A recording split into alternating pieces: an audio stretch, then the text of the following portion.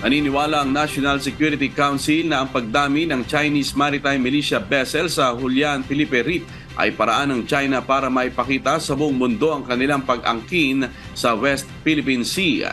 Ayon kay National Security Council Assistant Director General Jonathan Malaya, nakakaalarma ang pagdami nito dahil kung noong November 13 ay nasa 111 lamang ito, ngayon ay nasa 135 na ang nakahimpil na CCM vessel sa lugar. Dahil dito agad na nagpadala ang National Task Force for the West Philippine Sea ng mga barko sa lugar upang ipakita ang mariing pagtutol at hindi natutuwa ang Pilipinas sa swarming activity na ito ng China.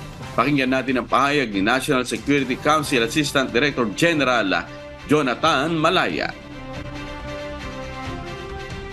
Parang they're trying really to change the facts on the ground, no? So as a result of this, no, nagdesisyon ang National Task Force West Philippine Sea na ipaalam ito sa publiko what is happening at this reef, yung Julian Felipe Reef. Coast Guard vessels were dispatched to that area to fly the flag as well.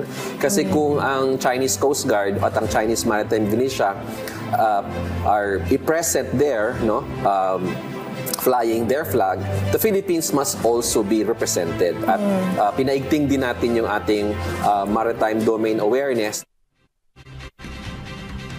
Samantala ay naman sa isang international security study expert ng De La Salle University na si Profesor Renato De Castro, isa lamang ang swarming sa taktika ng China para sakupin ang 90% ng South China Sea. At kung hindi tayo kikilos ay tuluyang masasakop ang Julian Felipe Reef.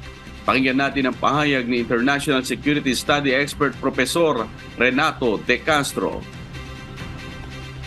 Ngayon nakikita natin yung operation ng tinatawag natin Chinese Maritime Militia at ang ginagamit niya yung tinatawag nating swarming tactic. No? Nagpapadala sila doon na napakarami nilang fishing vessels na minaman ng Chinese Maritime Militia at talagang pinamumukha nila sa atin na kaya nilang sakupin at kaya nilang kupkupin. Yung sa Julian Felipe Reef na nangyari.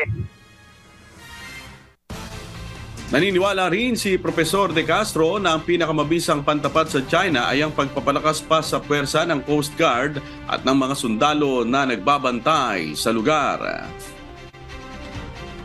Palakasin na lang natin ang ating Coast Guard, palakasin natin ang Navy. Kung magkakaroon ng support sa ating mga mangingisda, siguro voluntary based yan, pero hindi natin sila ilalagay sa peligro. Katulad doon ng China. Kasi lahat naman yan Lahat naman yung mga mangingisda, mayroon yung mga organisasyon na pinapaandar at hawak ko ng Communist Party of China. Wala naman tayong gano'n, hindi naman tayo komunista katulad ng China po.